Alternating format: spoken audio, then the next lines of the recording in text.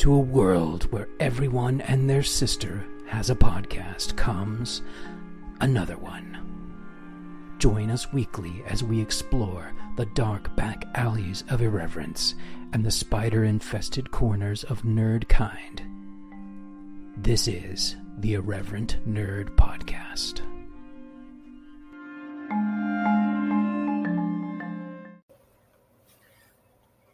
Welcome to this week's episode of the Irreverent Nerd Podcast. My name's Richard, and I am the Irreverent Nerd. This week, I'm going to be talking about Kathryn Janeway, Captain Kathryn Janeway, to be specific, from the Star Trek Voyager TV series. As I talk about her, I thought I would replay an episode. I'm going to be listening on headphones, so you're not going to hear the audio. One of these days I'll figure out how to do an audio capture, but for now, what I thought we might do, if you'd like to watch along with me, pause for a second here, cue it up on your Netflix or your Paramount Plus or your DVD or Blu-ray collection, whatever you want, and we can watch it together. So this is the episode Coda. The episode Coda. You know, the one where Chakotay and Janeway crash on a planet and Janeway almost dies, and then she's like in this dream state where this alien, okay, I'm not going to give away too much if you haven't seen it. I'm not going to talk through the whole thing, but I am going to have it playing kind of in the background as I talk to you about my second favorite Star Trek captain, Kathryn Janeway. So, got it ready? Cue it up now.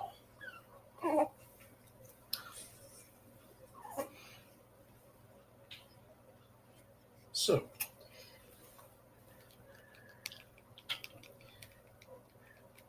as I talked about last week, one of the things that, by the way, I've got my newborn with me, so if you hear a little bit of noise or some crying, that's her, not me. I've had better days, but my day wasn't that bad.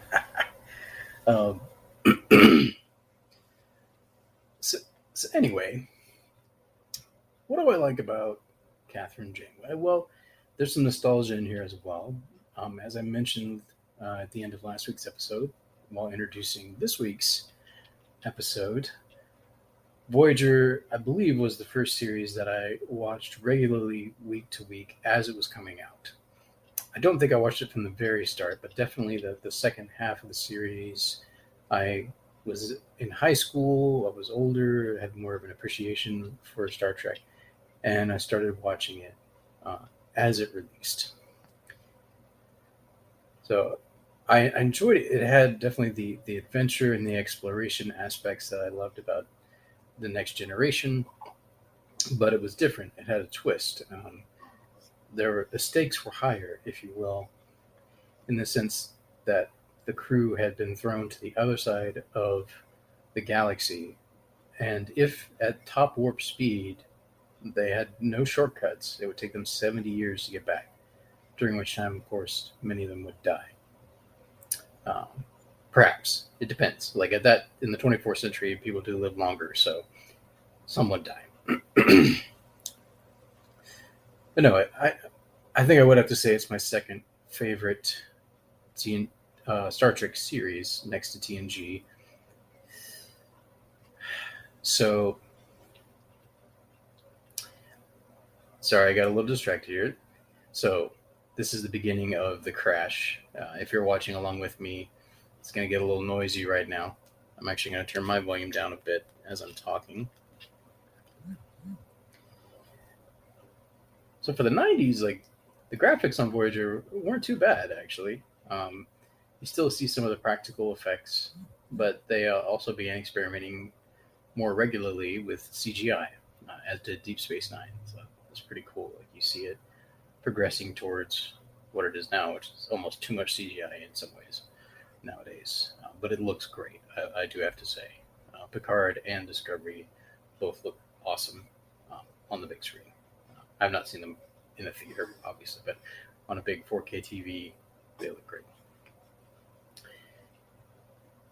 So Kathryn just died, and Chakotay obviously is shook up, or at least she's unresponsive at this point.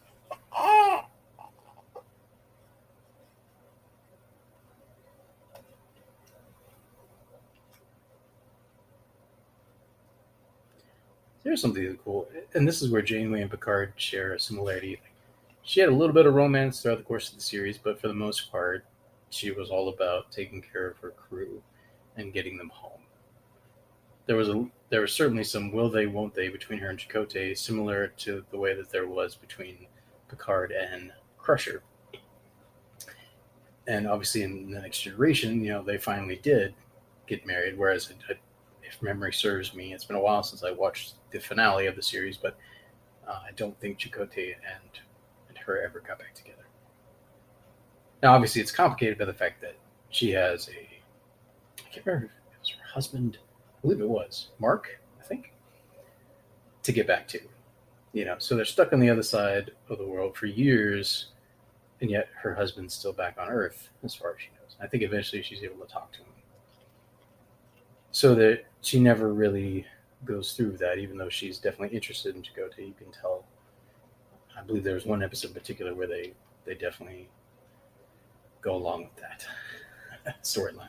You see bits and pieces of it here in this episode. You certainly see Chakotay's concern for her, and you see how much she appreciates their friendship. And at the end of the episode, they actually get ready to go on the holodeck, obviously, but a midnight sail together, which is fairly romantic. But she kind of plays it off like it's just for fun. So that brings me to one of my first points about Janeway. It's not necessarily the first one you'd think I'd bring up, but she has a sense of fun and a sense of humor that I have to admit Picard did not have, at least to the same extent. Like, he developed that a little bit, as you go on, like a little bit of that wry sense of humor, but he doesn't have the same sense of play or joking that Janeway does. Now, that being said, she can be as serious, as a blizzard in the middle of winter, but she has fun. She knows how to have fun with her crew. Picard had a little bit more difficulty with that than she did. So that's one of the things I like about her character. It somewhat in contrast. Kirk definitely knew how to have fun, especially with the ladies. Notorious for that. But no, she just had a good time with her crew over the years, even though she took her role as their captain very seriously. She knew also how to have fun. So she had some balance in that sense. So I enjoy that about her. Now, second, and this goes along with how I described her in my Instagram post, she knows how to survive. And this requires tenacity. It might be, all the major captains have their own brand of tenacity, but there's a special kind of tenacity that it takes to be in what seems like a hopeless situation where you're 70 years, like 70 years at Warp 9, 70 years, I believe, if memory serves me, away from home. You feel hopeless. You don't know how to get your crew back. You gotta maintain that hope over the years, like over the course of 7 years.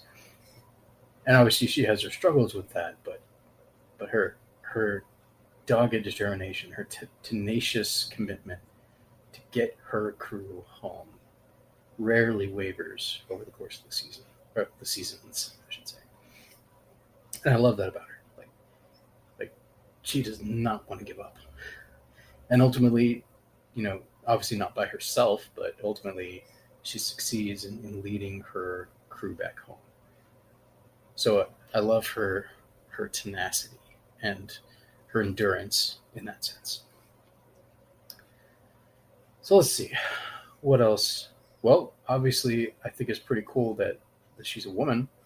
I hope this doesn't come off sexist in any way. Like, I have great respect for her, but I love the fact that, Star Trek, especially, well, you know what, to be honest with you, TNG did have some strong female characters, but it had some weaknesses on that regard. There was still a bit of the old Hollywood patriarchy at work there. Just to give an example, Gates McFadden was the only cast member who had directorial experience coming into the series, and yet it took her years to finally convince the leadership to allow her to direct an episode.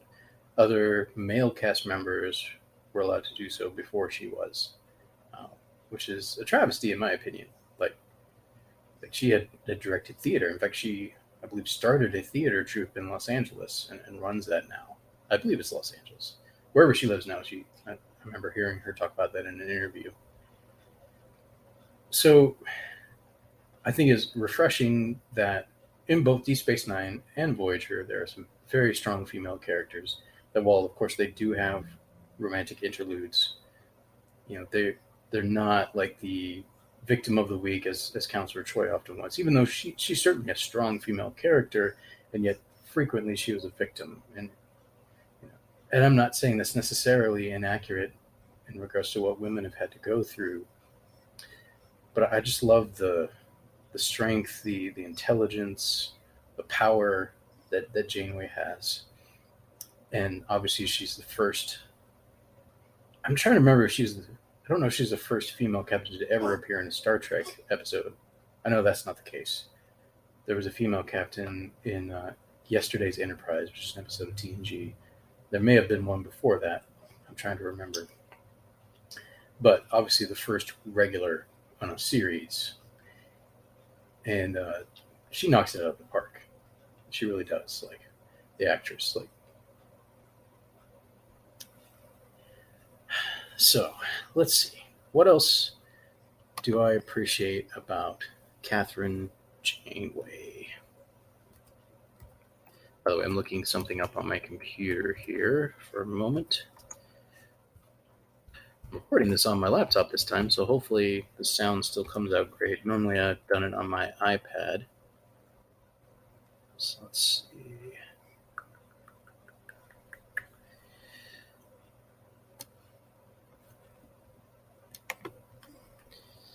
Looking up the cast here.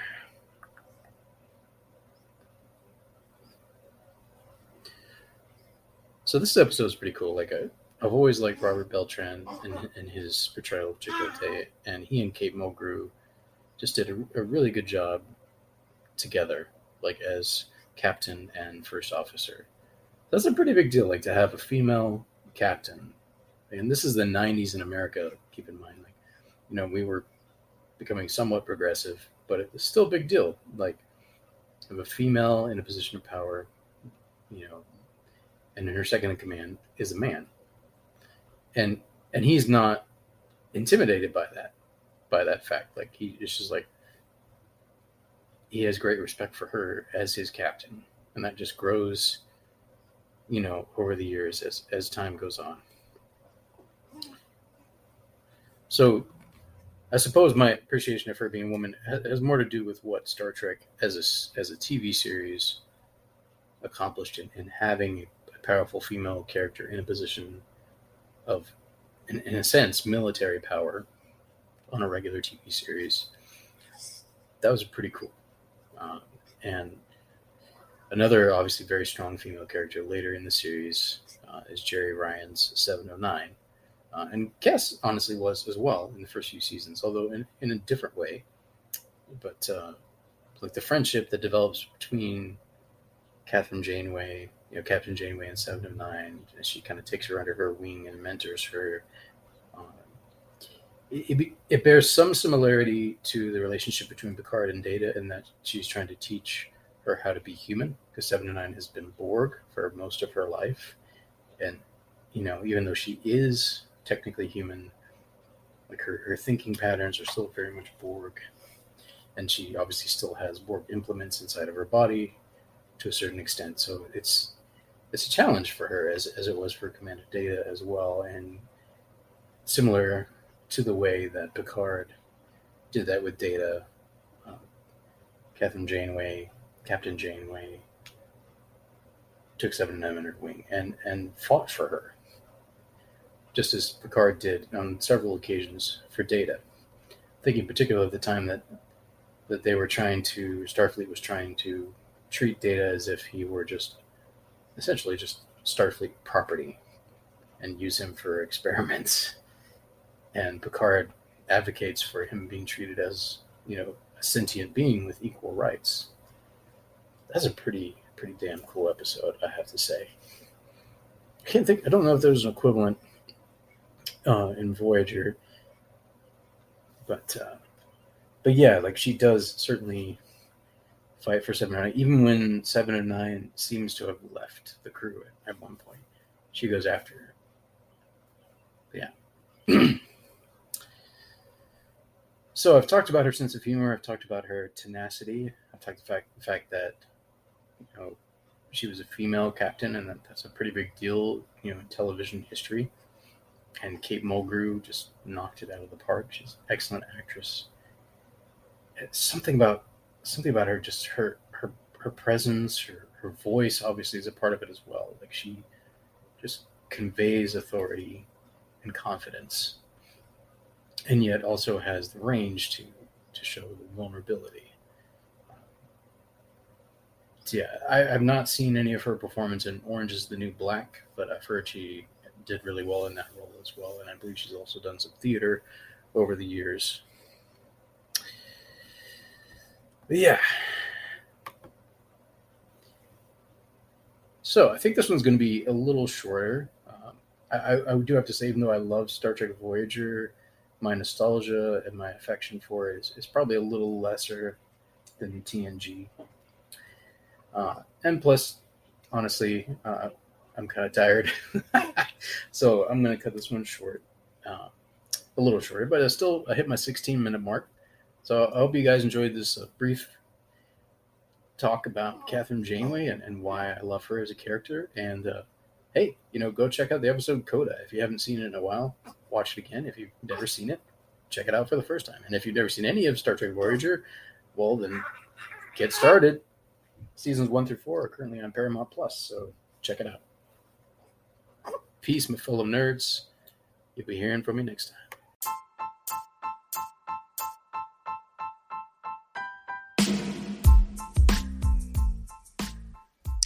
Thank you for joining me for today's episode of the Irreverent Nerd Podcast. Follow me on Instagram at irreverent_nerd. That's at irreverent_nerd. You can also check out my YouTube channel, appropriately titled Irreverent Nerd. If you would like to send me a voice message to be included in a future episode, please go to anchor.fm/irreverentnerd/message and drop me a line. Stay weird, my fellow nerds. Until next time, may the Force be with you. Make it so. Avengers Assemble!